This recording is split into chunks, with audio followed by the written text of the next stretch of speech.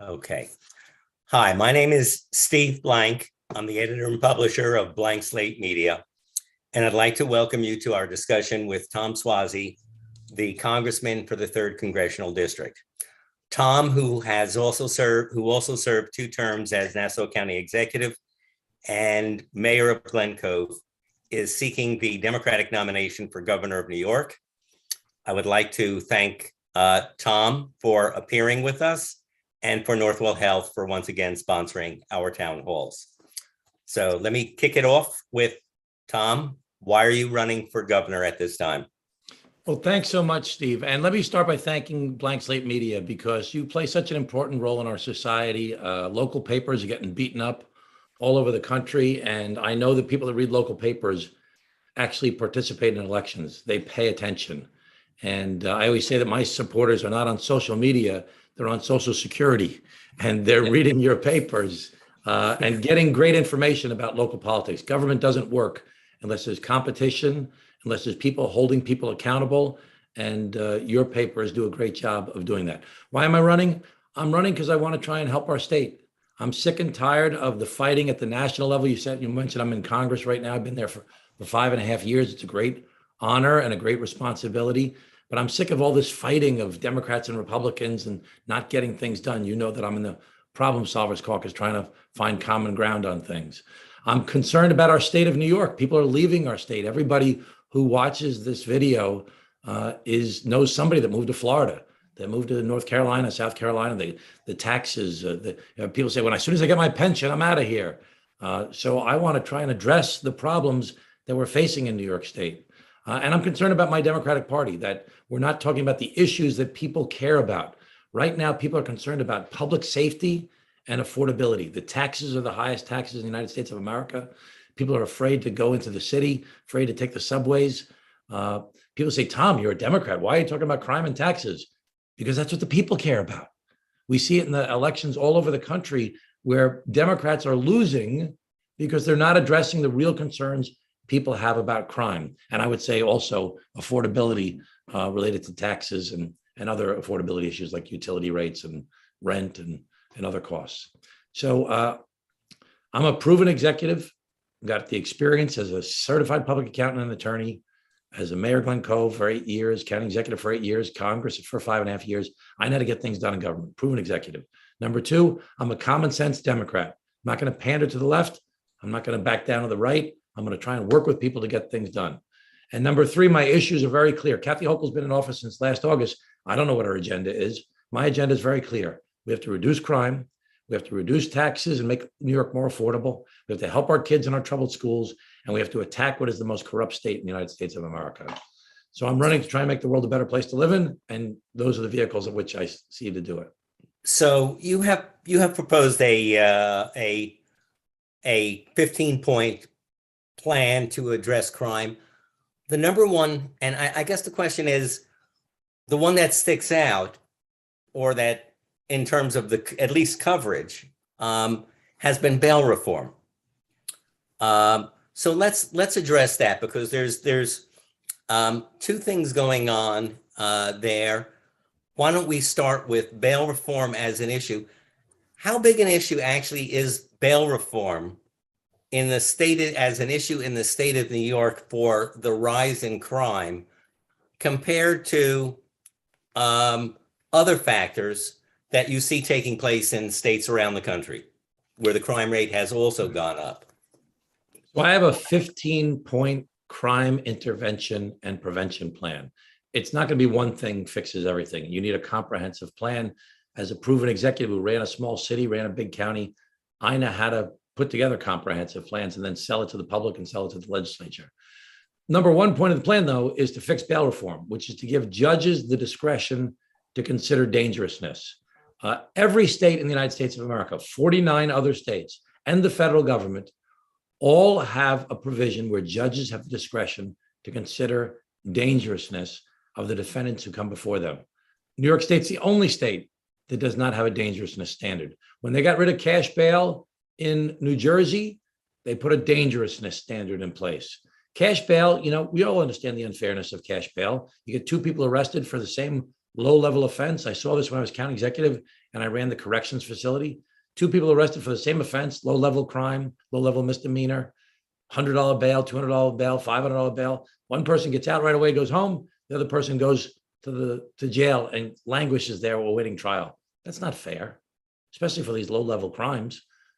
So in Nassau County, we used to have people would actually raise money from the private sector to pay people's bail to get them out. So we don't have to go back to the old way of cash bail, which is the Republicans are proposing. But we should give judges the discretion to look at the whole case, to look at the record of the person in front of them, to look at the circumstances that led to the allegations before them, to look at, have there been previous violent crimes? Have there been, is there a mental health history? Is there some reason that someone was raped or someone was subject to a violent offense, which right now are not bail eligible, that we're afraid that this person is a danger to society and should therefore be remanded. So I guess the question is, part of the reason for bail reform, which has gone, there's now 3 iterations. There was the bail law. There was when the legislature made it as part of the budget reconciliation and they changed things rather dramatically. Then there was in the following May, there were changes. Then there was just changes more recently to address some of the holes and add discretion to judges in this case. But part of the reason for a lot of the changes was the fact of when judges had discretion, and this is the concern, is that Black and brown people seemed to get disproportionately the worst outcome in those cases. So how do you ensure that if you do give this power to judges, what is the standard that you're going to use, and how do you know that it's not going to be abused again, and we're not going back to a system that again is punishing Black and brown people? Well, there's no question that Black and brown people have been treated unfairly in the criminal justice system. It's one of the reasons that I endorsed Eric Adams very early on in his race for mayor, because he always fought for racial justice in law enforcement, but also is a strong believer in law enforcement. You have to do both. You can't do one or the other. You got to do both. And what I've proposed is that we take an idea being proposed by a Yale professor, Philip T. Goff, Goff, who I saw a TED talk on a couple of years ago, which talks about ComStat for justice. The idea of taking the use of statistics, which we do with enforcing law enforcement now. It's what helped turn around New York City. It's what I used when I came in as county executive in Nassau County. I created NASTAT using statistics, saying this is where a problem is. Let's focus our resources there. Let's use statistics to monitor the behavior of not only police officers, but judges, and to say, are you treating Black and brown people differently? Are you only remanding people? Are only you doing high bail? Are you only giving high sentences for Black and brown people? Let's monitor it statistically with police officers. Are you using force only in certain neighborhoods, only against Black and brown people, only for certain types of offenses? Are you giving summonses for resisting arrest to Black and brown people much more often than you are to non-Black and brown people? Martin Luther King used to say, you can't legislate morality. You can't change everybody's views, but you can regulate behavior. Using statistics to monitor the judiciary, to monitor law enforcement, to see if which bad apples are actually breaking the rules and hold them accountable, can help uplift the view of the judiciary and law enforcement overall. And we need to persuade law enforcement. It's not about a thin blue line. We're all protecting each other. Let's go after the bad apples, hold the bad apples accountable so that the rest of law enforcement doesn't get tarnished with that very negative brush. So I'm very committed to racial justice. It's one of the reasons I'm involved in public life, is to lift all people up. I'm a very strong believer. If you look, when I became county executive in Nassau County, I hired an African-American police commissioner from the New York City Police Department to help change the culture, uplift the culture, of the Nassau County Police Department. And if you look at the police commissioner of New York City now, Keechant Suozzi, she came out of the Nassau County Police Department, where she was promoted under Commissioner James Lawrence, the African-American police commissioner that came from New York City. And she rose up the ranks to become the head of detectives for Nassau County. He promoted Black and brown people. So I've always put Black and brown people in important positions, not traditional positions. I put them in police commissioner, deputy county executive for economic development, deputy county executive for parks and public works, Latina as commissioner of health, Latina as commissioner of mental health. And I was doing that back in 2000. And I did as Mayor Glen Cove. I appointed the first African-American city council person in the history of Glen Cove. And okay, so, but in terms of bail reform has been emphasized, and right now, a lot of change, many changes have been made. And in fact, we have seen last month, there was a decrease in the murder rate in New York City, first decrease in a number of months. So what role does bail reform play in the grand scheme of things? Because the violence and increase of crime that has taken place across the country. And it's not just New York, it's just not New York. So is bail reform really, because I guess part of the questions for the Democrats in the legislature was, their response was, well, where's the data that shows that bail reform is responsible for increase of crime, rather than the 40 million handguns that were purchased in the past 2 years, bringing us up to 400 million. So listen, there's so many factors involved in the rise in crime. And let me just say, murder rates, thank God, did go down in New York City, but overall crime is still up over 40%. So overall larceny, shoplifting, all of assaults, everything else is still going up. And we need a comprehensive plan. 75% of the people in jail have a drug, alcohol, or mental health problem. 50% of the people at Rikers Island have a learning disability. There are so many factors that go into what cause crime and why crime is rising. There's so much anxiety that people have these days. The guns everywhere is a major. Let me just say about guns very quickly. You know, Governor Hochul is touting some laws that were just passed in the state of New York, and I support those laws. I have an F rating from the NRA. And she's saying, oh, Washington's not doing its job, we'll do it in New York State. It's the height of hypocrisy. When Kathy Hochul was in Washington, D.C., as a member of the United States Congress, she voted with the NRA. She was endorsed by the NRA. She took money from the NRA. She voted to allow concealed carry. She voted with the Republicans and the NRA when she was in Congress.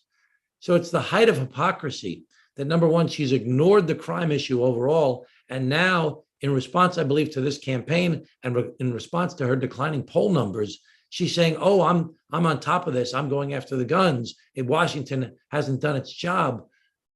When she was in Washington.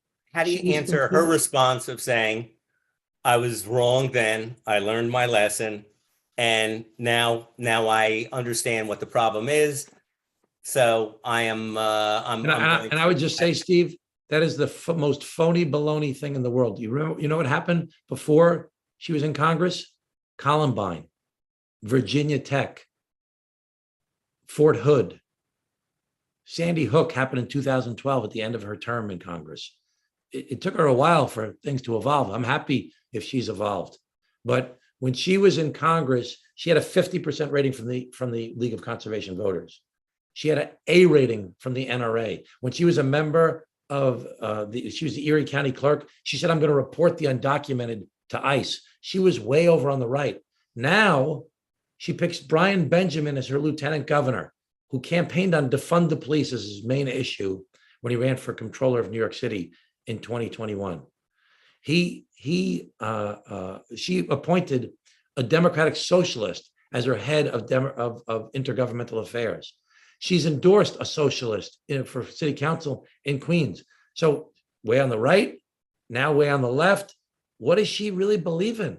So it's really a question of character. I mean, you've disagreed with me on many things over the years, Steve, but at least I'm consistent. I say exactly what I believe, and I say it over and over and over again. And I try and persuade people that we need to work together to solve these issues in common sense ways. Kathy Hochul is a panderer. She's a phony, and she's going to the far right, and now she's going to the far left. So let's talk about crime and your point. Let's talk about a couple of things. Number one, the big issue is the federal legislation. We had yesterday, the House of Representatives had hearings with the victims at Uvalde. We've had hearings, the victims from the Buffalo shooting. And the House has passed, what would be seen to be a, ban on assault weapons, or at least moving the year up to 2021, to 21 years old. To purchase.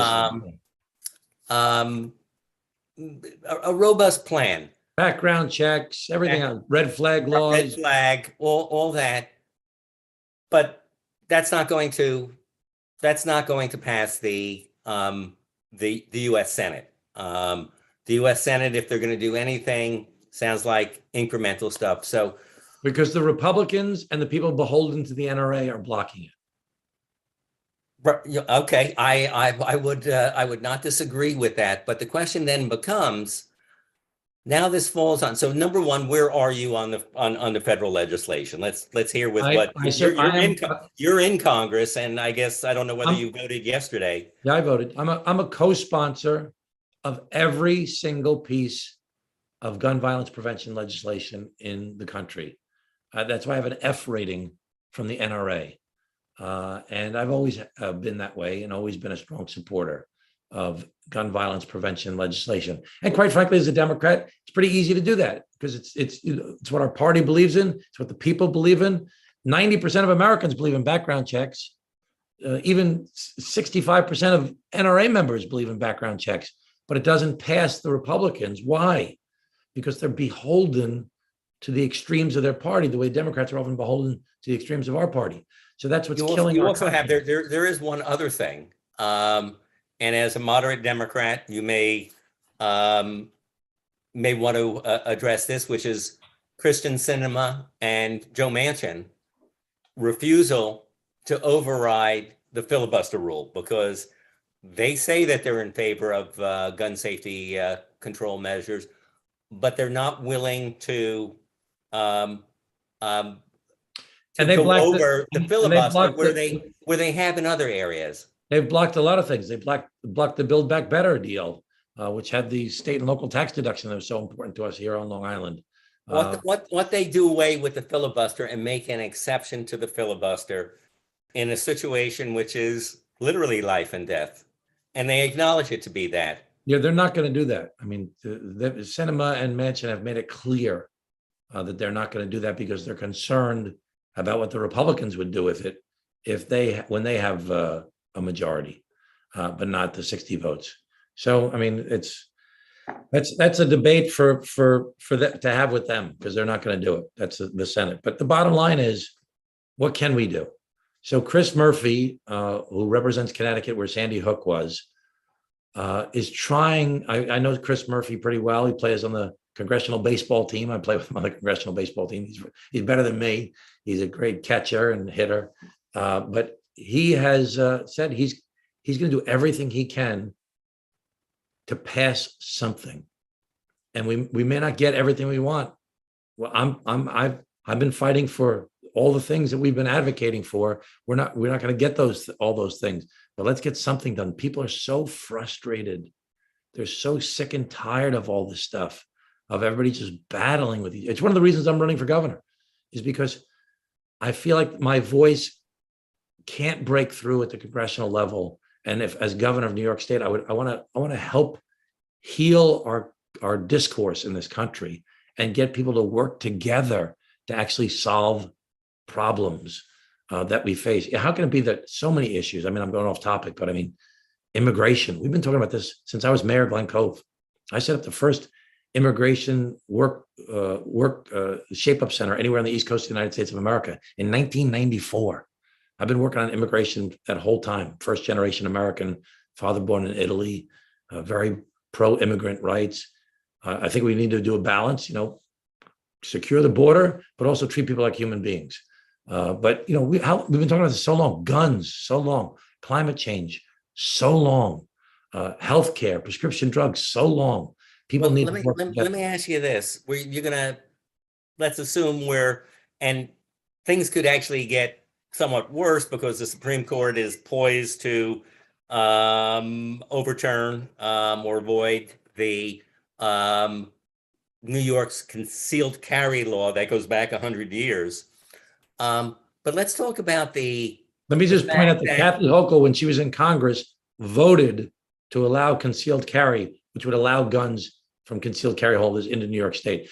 Her actions back in 2012 have contributed to the flooding of guns into New York State today. But I'm sorry, you want to ask a question? Yeah, no, that's, I guess the question is this. Is that issue of the flooding of guns into New York State? That's something Eric Adams has pointed out. The iron pipeline. Yeah. Mike Bloomberg, when he was mayor, said the same thing. And in fact, he wanted to trace it back. So what can be done by the governor of New York to really address the fact that even though New York has relatively strict laws in terms of guns, that you have the opportunity to get them from states that are lax in their gun laws? This is one of those issues where leadership really matters. Think about after 9/11, how we responded, and we put all these resources together and coordinated federal, state, and local, and responded in a comprehensive way to like a seemingly overwhelming task of monitoring everything and stopping terrorist attacks from happening in the city again. I mean, that's really kind of overwhelming, the effort that went into that, all the different resources focusing on it. That's what we need to do with guns. We need to take all of our resources, federal, state, and local, and coordinate with each other to use intelligence, to use law enforcement, have people, if you see something, say something, to get the guns to stop coming into New York and go after them. We have thousands of guns in New York right now that are owned by mentally unstable people that have drug and alcohol problems. We have a great law in New York, a fantastic law. It was passed 3 years ago called the Red Flag Law. It's a great idea.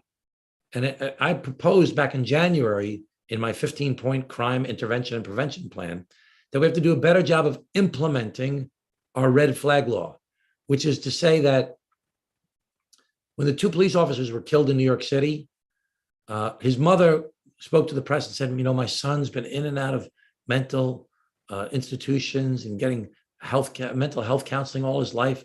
If that mother knew that we have a red flag law that says a family member, a social worker, a mental health worker, a police officer can take the guns away from somebody who's mentally unstable by going through a court process because there's a red flag waving, hey, this person shouldn't have a gun, maybe she could have taken the guns away from him. That murderer, racist murderer up in Buffalo, who said to the kids in school, I'm going to kill the other kids and I'm going to kill myself. That's a red flag. The teachers took him out of school. They sent him to a mental health institution for a day and a half. The state police investigated the case and said, wow, red flag.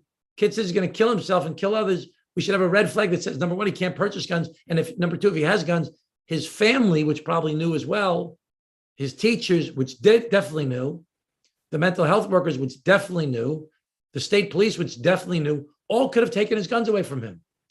But we didn't implement the law. That's why being a chief executive who knows how to run things, it's not about making speeches. It's not about passing laws. It's about implementing the laws we have.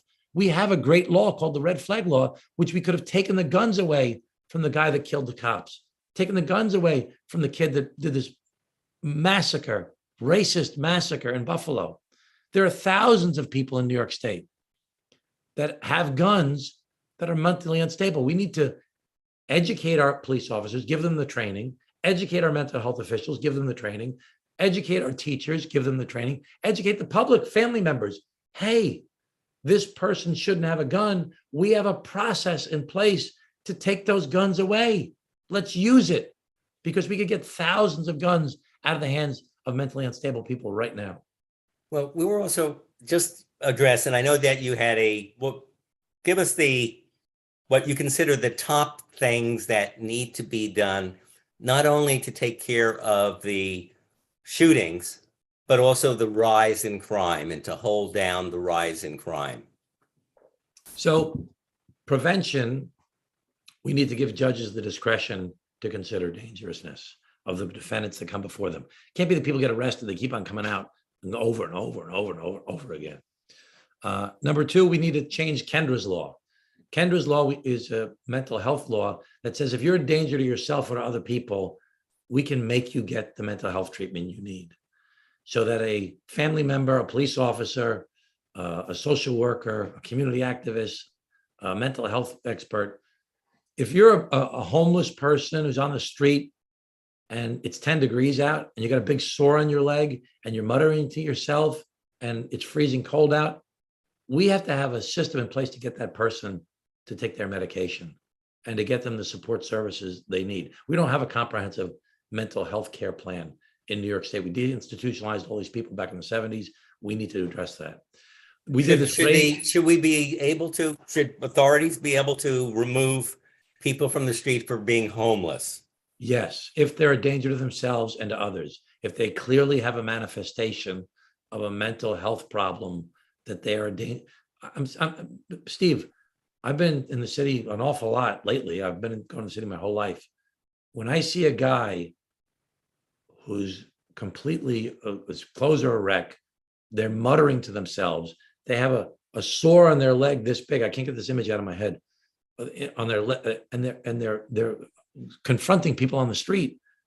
That person has to be taken off the street and given the mental health support that they need, even if they don't want to do it. There are 18.5 million people in New York State. 1.5 million people have a serious mental health problem, not anxiety, not low level anxiety. I'm talking 1.5 million people with schizophrenia, bipolar, and severe depression. If people are refusing to take their medication, if they're homeless, if they're confronting people on the street, if they're obviously a danger to themselves and others, we have to get them off the street. So where do we put them? We have to take, first of all, we have hospitals now and other mental health facilities, not enough. We need more community group homes, which you know how difficult that is to do because of NIMBY. What we need to do is take our old mental health facilities and other institutional facilities and create group home-like settings within them. So if you've got a 15-story building that used to be a mental health facility that's now abandoned, instead of creating a new 15-story building, let's create within there separate nodes of 20, 30, 40, 50 person group home settings within that building and create more support services for these facilities. As I said before, 75% of the people in jail have a drug, alcohol, or mental health problem. They want to close Rikers Island. Bad idea. Don't close Rikers Island. It'll be cheaper, faster, and more effective to rebuild Rikers Island, but also to include a mental health facility, a drug and alcohol facility, an education and apprenticeship training program facility on Rikers Island, where you can actually address the underlying causes of what a lot of crime comes from. Most importantly, back to my 15-point plan, we are failing kids in school, okay? We know here in Nassau County, your papers go to mainly Nassau County. We get some of the best schools in America in Nassau County, best anywhere. We also are home to Roosevelt and Hempstead on Suffolk, Wyandanch and Brentwood. We have to help those schools. And we already have the highest taxes in the United States of America. You talk about how uneven the funding is in those different places. And you're right. We need to bring all of our health and human services, social services, health, mental health, drug and alcohol, youth, seniors, physically challenged, veterans even, bring those services into our schools and help children at a young age to address the problems that they have, because the teachers can't do it. They're overwhelmed. In the Great Neck School District, 10% of the kids have some sort of problem they're facing. They've got private health insurance.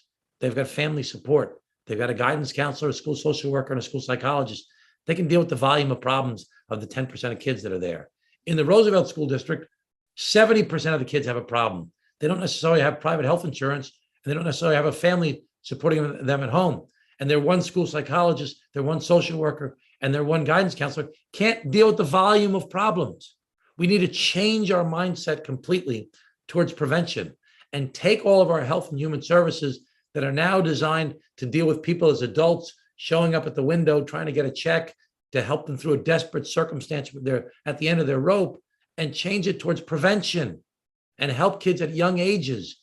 When a kid has a problem, get a social worker to that kid. Use the existing services to help that child navigate the bureaucracy to solve the problem they're facing. That's a small problem that's going to become a big problem if we don't address it. And also get that kid who's a captive audience, has to be at school, find out what's going on at home with their family. This is one of the things I'm most passionate about. Bishop Desmond Tutu used to say, we spend a lifetime pulling people out of the river. Let's go upstream and stop them from falling in the river in the first place. We need to prevent these problems before they become bigger problems. A lot of this gets to economic issues that people have. Well, let's talk about New York. Beyond that, I do have questions on schools, and let's start with affordability and people leaving. You're saying right now there's a big net outflow of people from New York State.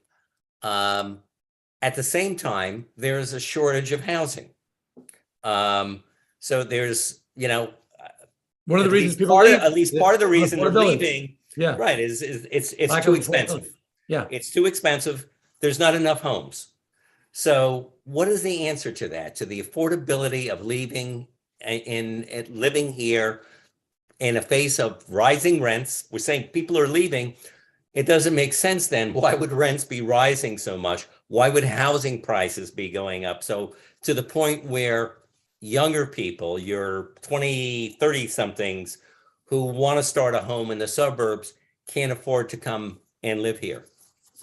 So let me just first say, it's a little off topic. Affordability, one of the biggest things we have to do is reduce taxes. We have the highest taxes in the United States of America. That's not emotional, that's proven fact.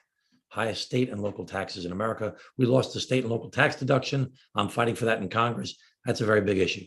But as far as housing goes, over 20 years ago, I started to advocate for cool downtowns, for new suburbia, and we need to do the same thing in New York City.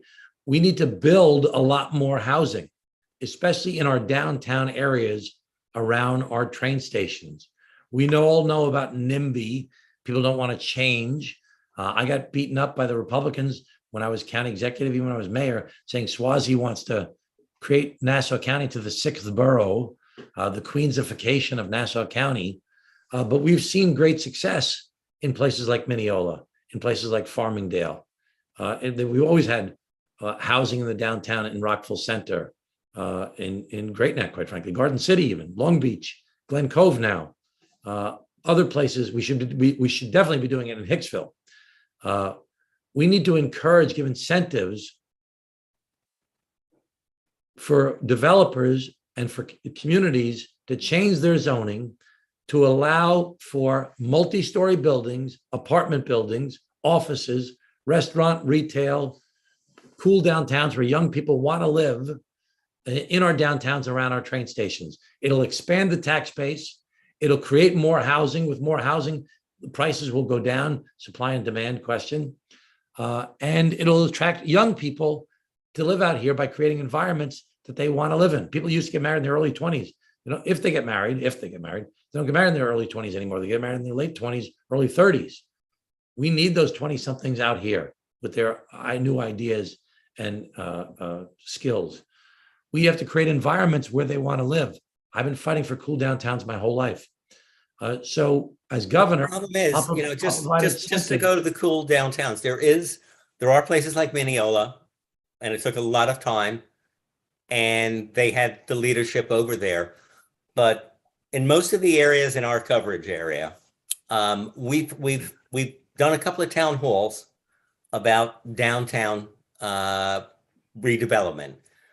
And the biggest thing we hear from architects, construction companies is we don't want to, we love the idea of cool downtowns, but none of the local villages, and there are 36 villages just, It's not none, but yes, okay, yep. okay, other than Mineola in our area, Oh, they're Great the Neck. one exception. Great Neck, they have not been able to come up with a plan.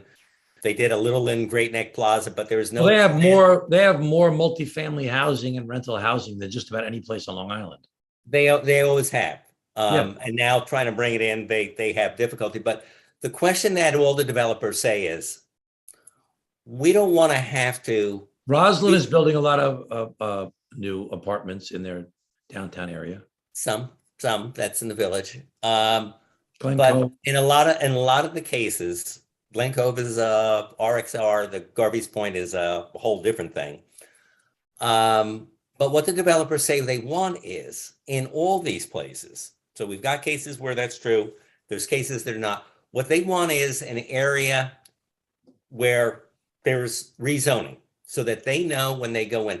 New York City, when Mike Bloomberg was mayor and Dan Doctoroff was his deputy, they rezoned all of New York City, where where Long Island City is and all the apartments, downtown Brooklyn. Downtown Queens was going to be the Olympic Village, and then that failed, so they made the zoning.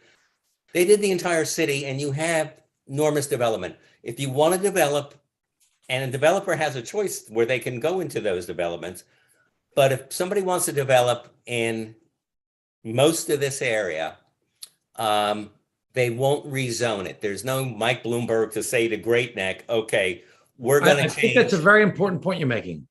Leadership matters. Leadership matters. Who the person is in the job that's going to push this agenda through.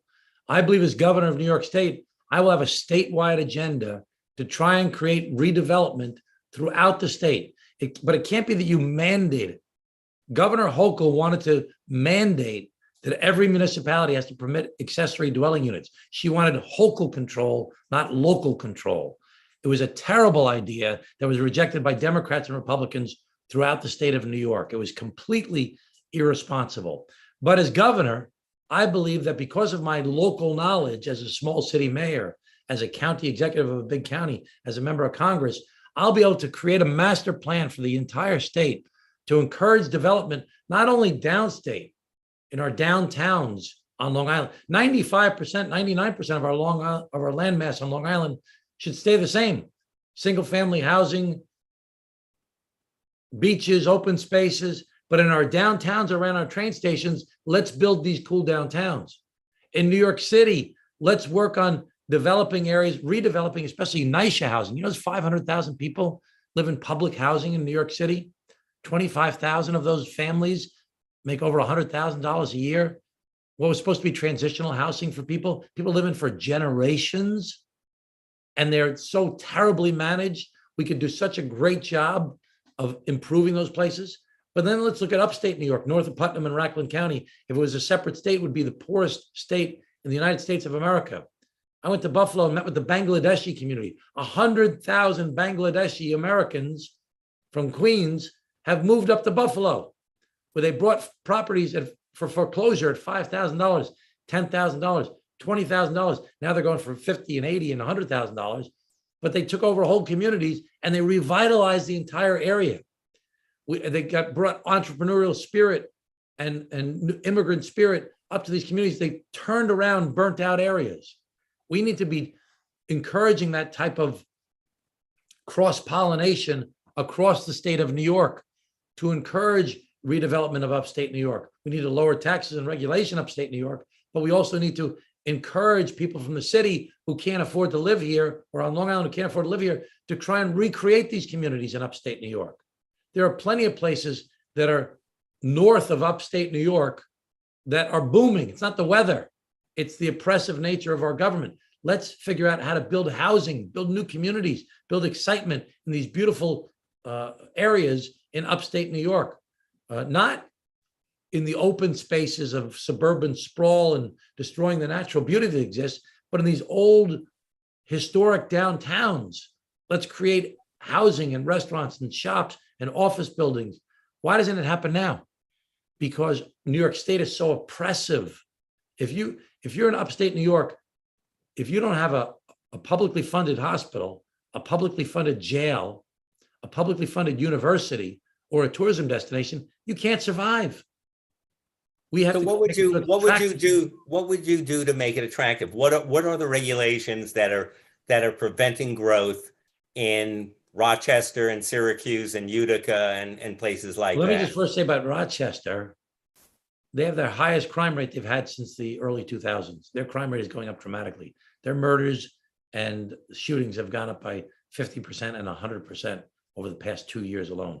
Same thing in Buffalo. Same place in many places, our cities upstate. Major crime problem throughout New York State. 91% of New Yorkers say that crime is a serious or very serious problem. It's not just New York City.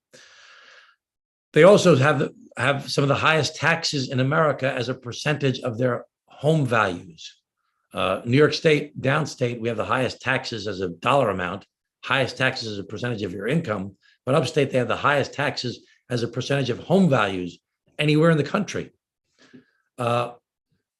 When I lost my race to Ed Mangano, and I went back into the private sector and made some money, my wife Helene and I took over a restaurant. And we didn't do very well at the restaurant, but I was shocked at the overlapping regulations from New York State of the paperwork you had to fill out, not even on the computer, paperwork that you had to fill out in order to run your business and the overlapping jurisdictions. We need to streamline New York State and make it more attractive for people to do business here. We have to lower people's taxes. It's the highest state and local taxes in America, and we lost the SALT deduction. People we have been repeatedly, year after year after year, as long as I've been in public life, been rated the least attractive state to do business anywhere. Okay, we're going to cut taxes. That means there's less revenue for us. So how do you make up the difference? Are we going to tax other activities, or are we going to cut programs? Well, we spend in New York what's the single biggest expenditure in the New York State budget? Do you know? Medicaid. Medicaid. We spend 2.5 times the cost of the national average. More than Texas and Florida, both bigger than New York State, more than Texas and Florida combined. Now, we do a better job insuring people, but that system, I know from my personal experience when I was county executive and now research that I've done running for governor, that system is rife with waste, fraud, and abuse. We spend more money in New York City on home health care aides. We spend 90% of the money spent in the country on home health care aides. Why? Because there's a cottage industry of fraud taking place, whereby people say that they're going to adult daycare facilities.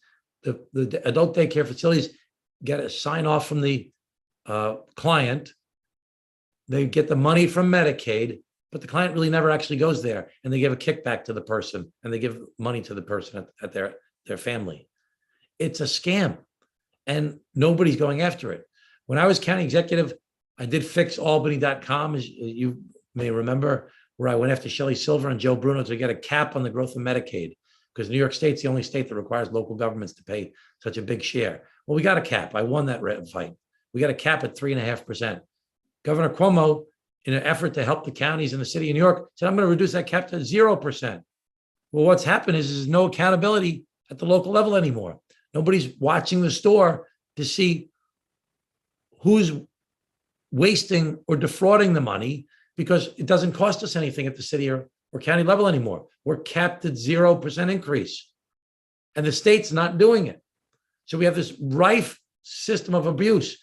So New York State has the highest taxes in America, 2.5 times the cost of national average in Medicaid. We spend more per student than any state in the United States of America, yet our results are no better. We have some great school districts, but we have some of the most troubled school districts in the country. We need a proven executive who knows how to run government to go after these problems and solve them. I'm trained as a CPA, an attorney. I was the mayor of my hometown for 8 years, the county executive of Nassau County for 8 years, and a member of Congress for the past 5.5 years. I know how to run government, and I know how to hold people accountable. And I'll go after what is the most corrupt state in the United States of America. That's not me. That's the Washington Post saying that. The past 3 governors left in scandal. Eric Schneiderman left in scandal. Alan Hevesy got indicted. Shelley Silver, Joe Bruno, Dean Skelos, the recent the recent lieutenant governor appointed, handpicked by Kathy Hochul, Brian Benjamin, indicted for bribery and corruption. There were things swirling about his ethics from the day he was appointed, and she doubled down and tripled down on him. And yet, a week before he was arrested, she said, "Oh no, I'm sticking by him," even though there's so much ethical concern about him. Now he's been arrested for bribery and corruption. And she says, "Oh, I'm sad that happened. I didn't have all the information." Are you kidding me? You know, I just want to, the 4 Bs, Brian Benjamin, the Buffalo Bills, the biggest giveaway in the history of the NFL of taxpayer money, no public hearing at all. Announced 4 days before the budget was due, no public hearing, $1 billion giveaway. Her husband, general counsel to the Delaware North, that does the concessions for the Buffalo Bill Stadium. So Brian Benjamin, number 1, Buffalo Bills won't do bail reform to fix it, and the bloated budget, which she spent all this money that we've gotten from the federal government and from the increase in Wall Street. And instead of addressing our highest taxes in America, paying down some of our debt, preparing for a rainy day, she's increased the budget. It's now 18% higher than it was in 2020. It's completely irresponsible. Couple of things about Nassau County. What do you think of, you're from Nassau County, you were the Nassau County executive twice, congressman, large part of your district is here, you're a mayor. The politics of New York, Jay Jacobs endorsed Kathy Hochul. He is also the state chairman, he's the Nassau County Democratic chairman. What do you account for that he endorsed Hochul versus you, who has a long track record here? Well, I appointed Jay Jacobs as the chairman of the Nassau County Democratic Party when I won the Democratic primary for county executive in 2001. I have a long-term relationship with him, and Jay is loyal to the person in power. That's what he's always done. He was with Patterson. He supported Spitzer after my race. He was with Cuomo, and now he's with Hochul. When I'm the governor, he will no longer be the Democratic chairman. So he's been in the job for 20-something years. He's been the state chairman for quite a long period of time. I'm going to make sure that he doesn't use the Democratic Party housekeeping account money to do get out the vote, which was illegal. But he's not going to stay the chairman if I become the governor of New York State. Schools. I still like him as a person. Okay. It would. We listen. A lot of people try to get me out of this race. Jay Jacobs, Hillary Clinton, Elliot Spitzer said they don't want me to run. Let's all unite behind Kathy Hochul as the first woman, and she should be congratulated for making history, being the first woman governor in the history of New York State. But she's failing at her job, and that's not me saying that. That's 69% of New Yorkers say that she's failing on crime. She has a mere 37% job approval rating. If Democrats want to win, Kathy Hochul could lose to a Republican in the general election. How do you have a 37% job approval in this early phase of your administration? If Democrats are concerned about democratic values, then they should nominate Tom Suozzi as their candidate for the general election. And I got to win this primary because I'm a lifelong Democrat. I was the New York State Environmentalist of the Year by the League of Conservation Voters. I was the Person of the Year for the New York Immigration Coalition. I have a 100% rating from Planned Parenthood. I have a 100% rating from the Human Rights Campaign. I'm the chairman of the Labor Caucus in Congress. I have an F rating from the NRA. I'm a lifelong Democrat who's been fighting for democratic values the entire time I've been in public life. But more concerning to the Democrats is I'll win in November because Lee Zeldin and Andrew Giuliani can't beat me on Long Island. They can't beat me in Westchester. I'm running on crime and taxes.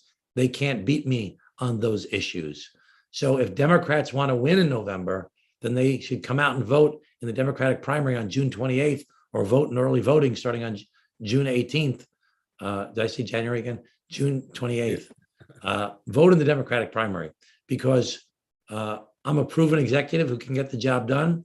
I won't pander to the left. I won't back down to the right. And I'm fighting to address the issues of crime, taxes, affordability, our troubled schools, and going after the corruption of what is the most corrupt state in the United States of America. I can do it because I've done it. Let me talk to you about schools, and this is a large issue in our area. We have some of by the rankings in our coverage area, we have some of the best schools, not only in New York State, but among the best in the country. You are correct. There are a number of places that are not among the best, and there's an enormous disparity between school districts. And it's counterintuitive. We've always said that education is the leveling. It's so that you level the field for everybody, but it's exactly the opposite in Nassau County. We've just done a series of stories going over the budget, and we have one school district, North Shore School District, they're spending $45,000 per pupil. We have a district like Sewanaka that's spending $25,000 per pupil. Great Neck, which is maybe $39,000. You have schools that are a mile apart from the New Hyde Park, and there's a difference of $39,000 to $22,000. So there's this enormous disparity, and the areas that are spending less are the areas where the income is lower. So kids that are probably have less resources at home, the parents are working 2 jobs, those sort of things, they're having less spent on them. And then there's places like Roosevelt, you mentioned, where there's been threats of suits because they're not even fulfilling the basic constitutional requirement of a basic education. So what do you do with that? That has to do with, a large part of that has to do with property tax. That does get mitigated by state aid, but we just did a story that by percentage, the increase in state aid that was part of the money that came from the COVID relief, the higher percentage went to schools with a higher percentage of white students and a lower percentage to minority. What do you do with that? Do you consider that a problem? And if so, what do you do with that? It's a major problem, and it's not fair. And a very important thing that you have to add to your analysis, Steve, is that the tax rate in the places spending more money is actually lower. The tax rate is lower because for residents, the assessment, homeowners. Say that again? It's lower for homeowners. Lower for homeowners, right? The tax rate is lower because the assessments are so much higher, because the properties are worth so much more. There's often much more commercial property. There's much more a non-single family home residential property. So the tax rate in Great Neck is one of the lowest on Long Island. The tax rate in Roosevelt is one of the highest on Long Island. So the state has to figure out how to address that problem. We've been seeing more of the changes in what they call foundation aid, try and put more state aid into lower income. And it's always not always obvious, because, for example, they use the combined wealth ratio. In a place like Glen Cove, for example, we have a very high combined wealth ratio because we have a lot of wealthy people that live along the water's edge. But we have 50% of our kids in the school district are on the free and reduced lunch program. If you look at our test scores, we're in the bottom 4 or 5 in all of Nassau County. So you have to look deeper than just these formulas that have been used for such a long time and attack some of these inequities that exist through state aid with a goal of reducing property taxes. Property taxes, like utility rates, are some of the most regressive forms of taxation that have nothing to do with your ability to pay. I was appointed by Spitzer and then by Patterson as the New York State chairman of the Commission on Property Tax Relief. I wrote about why property taxes are so high and made proposals for a property tax cap, which we got. I also proposed that we go from state mandates to state guidelines because we have more mandates in New York State than any other state in the United States of America, and it doesn't help with our results, and it costs more money. Number three is we have to have a circuit breaker for senior citizens so that you don't pay above a certain percentage of your income in property taxes. There are a lot of people that are house rich but are income poor. People bought their houses 50 years ago. They've been living there all these years. Their home values have gone up dramatically. They're house rich, but they're on Social Security. They're income poor. They can't possibly survive. It's never been changed. And combine that with the fact that Nassau County is among the most segregated counties in the state, if not the country, among large counties. And it's kind of like destiny by zip code. Well, let me say this destiny by zip code thing. I'm the only candidate in this race running for governor from Long Island. Only one running from Nassau County. I will fight for Long Island and fight for Nassau County, fight for Suffolk County. I understand the problems here as having been a mayor and a county executive. I know about the inequities that exist. I know about the problems that exist. I understand the property tax problem. I understand the problems that people are facing here, why they're moving away, why their kids are moving away, why everybody who watches this show knows people that have moved to Florida and North Carolina and South Carolina or are planning to as soon as they possibly can. I know about the different changes in demographics, which are a great positive thing that have happened over the past 20 years.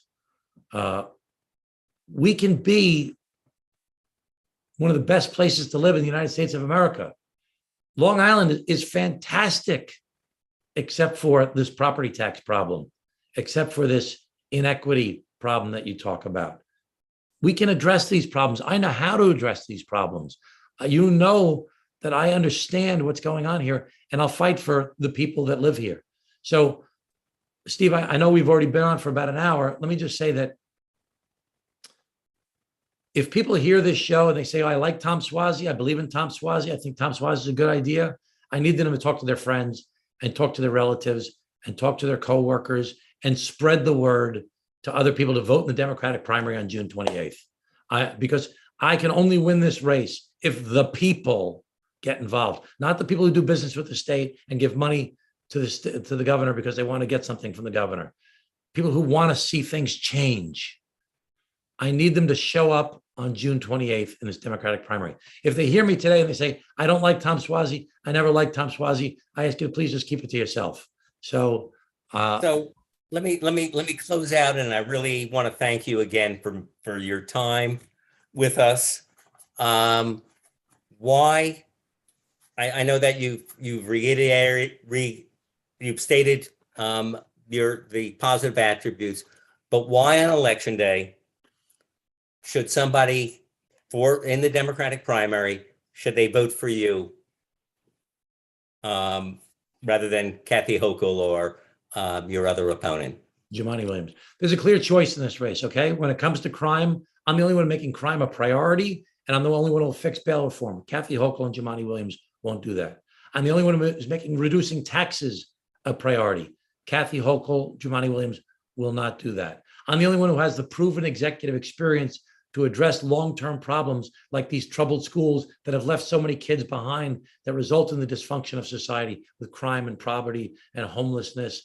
I'm the only one who knows how to do those things and has laid out a plan to do those things.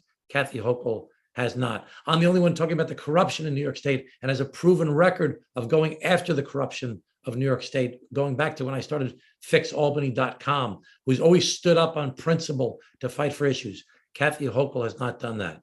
I don't have the legacy of Governor Hochul with Brian Benjamin, the Buffalo Bills, refusal to fix bail reform, giving away our money so that our taxes are going to go up or our services are going to be cut when we have a downturn in the economy because they've wasted so much money. So I can do it because I've done it. You know, I'm going to fight for the people. I'm not going to fight for the insiders. I'm going to bring our democracy, our politics back to what the people want. They want us to address crime. They want us to address taxes. They want us to address affordability. They feel bad that these kids have been left behind in these schools for so long, and they're sick of the corruption. I need your help on June 28th. Please vote for Tom Suozzi in the Democratic primary. Okay, thank you so much, Tom, for taking the time.